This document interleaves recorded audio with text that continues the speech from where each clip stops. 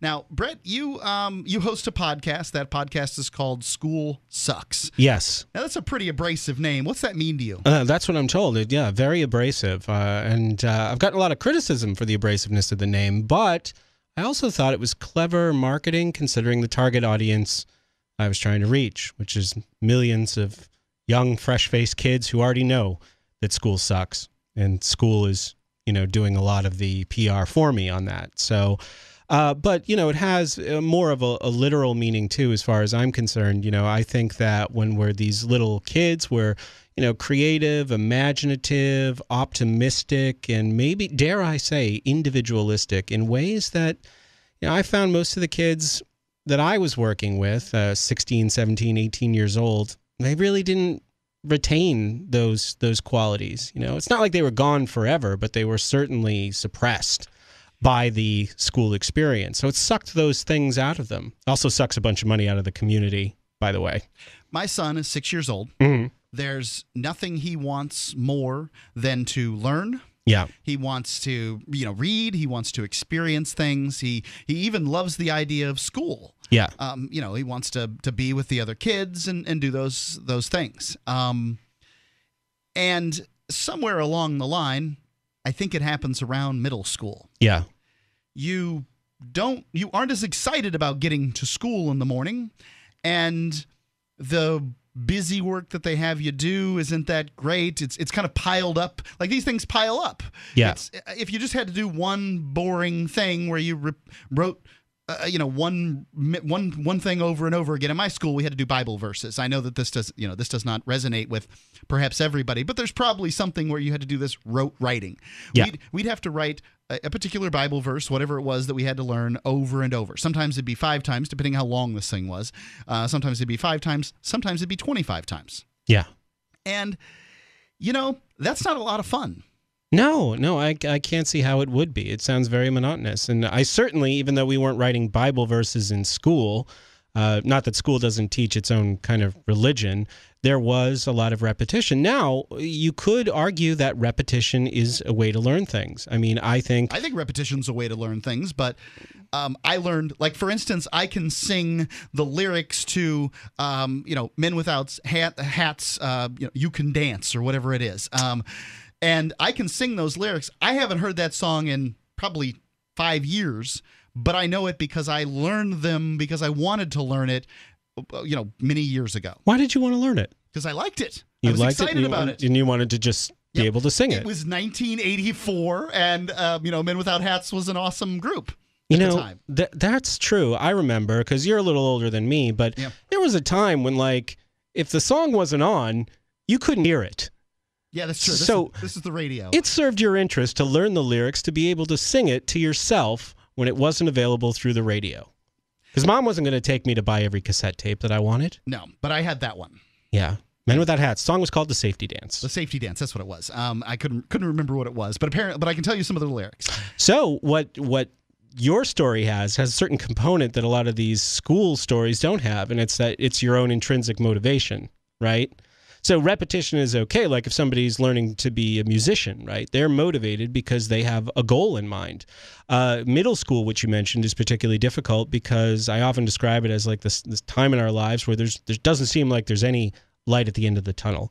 We're past the age where adults are just incredibly impressive because they can drive these cars and they can make us these meals, and thank God for them. And also, you're not cute any longer. In middle school, yeah. In middle, because my son's 6. People make over him all the time, and that's his world. His world is that he has 2 adults that take care of him. Hopefully, I'm having him take care of himself. But admittedly, I'd like him to be better at some of these things. So sometimes I'll do the stuff for him. But he's he's going to hit an age, and I don't know if it's 10, I don't know if it's 11, I don't know if it's 12, when it's going to be like, hey, man up and do the stuff on your own. And that stinks. I mean, it's really nice to have somebody make food for you. clean up your messes, or at least help you clean up your messes. And if he drops something on the floor, all he has to do is kind of, move at it with his hands, and I'll help him, right? And then I do it. I won't do it if he doesn't do anything, but if he just kind of moves around at it, I'll continue helping. So life ain't sweet anymore when you're 12 years old and no one's doing these things for you, and you've also noticed that you've got some zits and this weird mustache coming in. Mm-hmm. Yeah, life starts to get hard, and it's compounded by the fact that you're filling out worksheets all day and attending gym class with kids who might be a little ahead of you at this whole puberty thing that you're just learning about, and it's uncomfortable. And yeah, I remember that being a really difficult time in life for me, and it was very discouraging. So I went to a private school and a public school. I started out in private, went to a public. And I didn't see a lot of difference except for sort of attention to the students. I was on the dean's list in 8th grade. Mm-hmm. I went to private school in high school, though. So in 9th grade, that's what we call 9th grade. It was still high school at the time. I was failing. I failed 2 classes. So I went from dean's list, which is, the highest above honor roll at my school, to failing a couple of classes because there just wasn't the teacher attention there. But the schools were relatively similar. They taught the same stuff. It was the same sort of way of teaching and that kind of thing. And I don't want that for my son. I want a different form of education for him, and that's what I've gone for. But there's this new thing being rolled out called Common Core. And I don't know much about it, but I've heard about it on Facebook. Mostly people are upset about the math. Yeah. Now, I've looked at the math in Common Core. It's actually the way I do math in my head. Sure. But what they've gotten rid of is sort of the old math where you stack the stuff on top of each other. You either do addition or subtraction with it, and you draw a line, and then you come up with your answer underneath. That's gone away with, and they have a new system for sort of solving problems, which new systems tend to infuriate people. New bad systems really infuriate people. Yeah. And so this system is either good or bad in your estimation. And, I think that I think we do need new math for a new world. What I was told when I was in school is I was lied to. The math teachers said, well, it's not like you're going to walk around with a calculator in your pocket. And sure enough, I've got a cell phone and it's got a calculator on it. So, right. Mrs. Schmidt was mistaken. Right, and, absolutely. They were all Dutch and German names at the Dutch Reform School I went to. Mistaken. Ms. Vander B had it wrong. And, they couldn't see these things at the time. At the time, you didn't carry around a calculator in your pocket. They were pretty valuable things. And that exemplifies the whole school experience, though, is that it's always behind the times in that way, because it's so bureaucratic. They're teaching to the past. Absolutely. You wonder about these computer classes that they send kids to in college. I mean, they're not learning whatever's happening now on the internet. They're learning about something that's old enough that they actually managed to put it into a textbook. Yeah, we used to get in trouble. I remember in college, it was very much like a high school class because we were scolded frequently for using the instant message feature. Now, I was in college in the 90s, so this was a long time ago. And I think like AOL Instant Messenger was new. And we were learning about Windows 95. Uh-huh. But in the class, we were getting in trouble because we had set up our own social network. Yeah.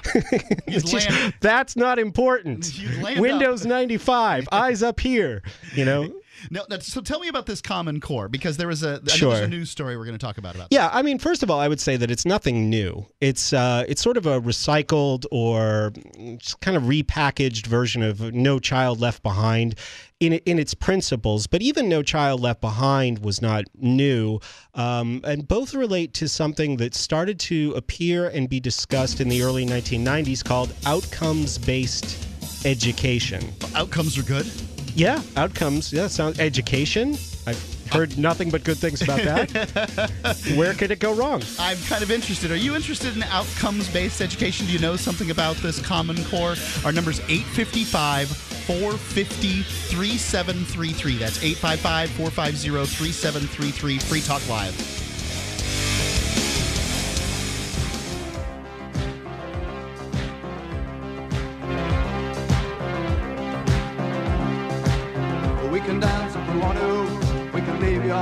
There it is. The anthem from the 80s. Yeah, I remember this song when I was in high school. It was, middle school. I think it was middle school. Yeah. It was a big deal. So anyway, I had him play it on the way in because normally it's long-haired devil music that Ian has. You had that set up that fast? That's impressive. I'm a radio professional, and I've got people that work with me that are radio professionals. It's nicely awesome done to have a good crew with you. So anyway, we 8:55, 450 free. It is Mark with you and Brett. Brett, we were talking about Common Core, and I don't think so. It's this boogeyman that's been trotted out. Yeah, a lot of conservative ire because it's being pushed by the Obama administration. Did the conservatives have a problem with No Child Left Behind? Because I can tell you the liberals certainly seem to have a problem with it, right? Yeah, they did, and yeah, it certainly had George Bush's fingerprints on it, I would say. But it was, co-authored by Democrats like Ted Kennedy. So I don't know. I mean, when you see that, it's the brainchild of the, George Bush and Ted Kennedy, people like us should be very concerned. But no, I don't remember as much of an outcry about No Child Left Behind. But obviously, I remember an awful caterwauling about it, but mostly from the left. Yeah, not from the conservative side. Saying, yeah. And I think there's been a lot of, shall we say, libertarian criticism about the federalization of education. That's been for decades. That's been for decades. I mean, that's been going all the way back to the 1950s. And I think one of the important pieces of context to have about Common Core, like I said before, it's nothing new. And it seems like they are frequently, or about every decade, I guess it works out to, they're repackaging this centralization of control, even though most of the money for education comes from the local level through property tax.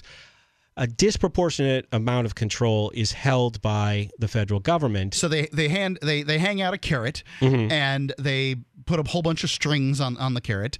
If you take the carrot, then you have to take the strings. There's hooks in the carrot. Well, the strings turn out to be chains. Yeah. And so there's a small amount of a budget, maybe 5%, 3%, something like that of a school budget comes from federal money, but there's all these requirements, and what governments have never been able to do, whether it's even when it's federal national governments around the world. When the United States gives all kinds of aid, they call it aid. It's not aid. It's money that has strings attached given to other countries, and there's a variety of it. It's states. It's on a municipal level, and it does it all the time. This is the trick.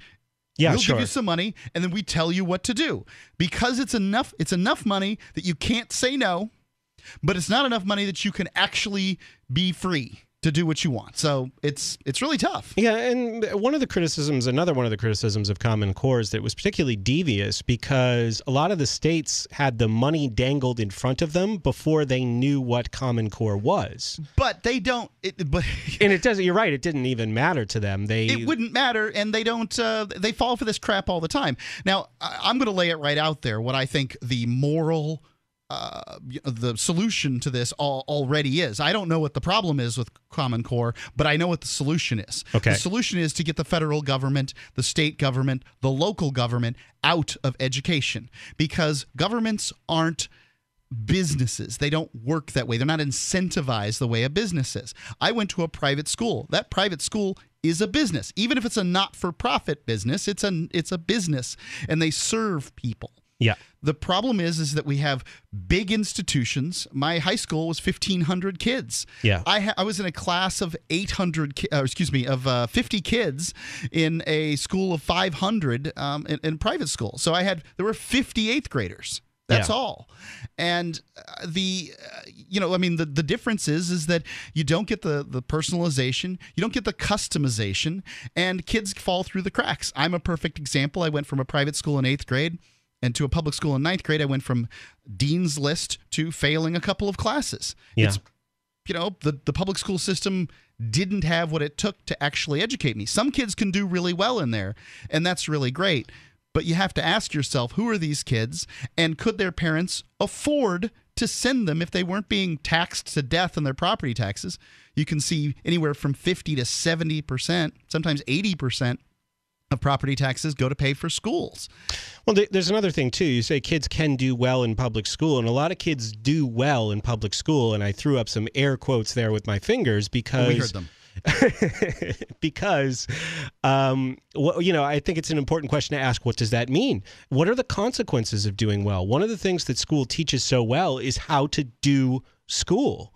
And maybe, that translates into being a good, compliant, tax-paying citizen. But I think there's a lot of sacrifice involved in that as well. So even the kids who are doing really well in school, there's consequences for them as well. I mean, obviously, the consequences might be more palpable for the juvenile delinquent or the kid who's labeled as learning disabled. But I really have a hard time believing that this is good. This kind of institutionalization is good for anybody. It seems to me, one thing we know is there's statistics that say that the kids that graduate public school, 20% of them are functionally illiterate. Mm-hmm. And in some neighborhoods, this is as high as 40%. Now, I think you could get rid of public school, and the worst thing that would happen is that as many kids would hit their 18th birthday functionally illiterate as they do now. You can't fail much more than 20% being functionally illiterate. Really. Right. I mean, I don't think you can get much worse than that. So at this point, all we have is this incredibly expensive apparatus. What it appears to be doing in many ways is dumbing kids down and making it so that they don't know how to critically think and ask questions. Absolutely, and there's plenty of evidence for that in the adult world.